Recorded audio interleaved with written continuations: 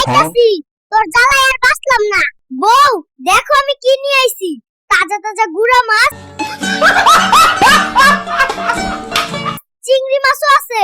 লাউ দিয়ে রান্না করো, খাইতে অনেক মজা হইব। ওরে আমার মদন কুমার, তুমি বড় মাছ চোখে দেখো নাই, তুমি গুড়া মাছ নিয়ে আইছো। সারাদিন কাম করতে করতে আমার দফা শেষ, আর তুমি আনছো গুড়া মাছ। আজকে এই গুড়া মাছ তোমার দিয়ে রান্না করাবো। আমি কি করবো, বাজারে গিয়ে যা পাইছি তাই লই আইছি। আর বড় মাছের যেই দাম, আমার কি সেই সামর্থ্য আছে যে আমি বড় মাছ কিনবো? তোর যদি এতই বড় মাছ খাইতে মন চায়, তাইলে আগে কামাই কইরা দেখ, তখন বুঝবি। আচ্ছা ঠিক আছে, তাহলে আমরা অল্প অল্প করে টাকা জমাবো। যখন আমাদের শখ পূরণ করার দরকার হবে, তখন সেই জমানো টাকা দিয়ে আমাদের শখ পূরণ করব।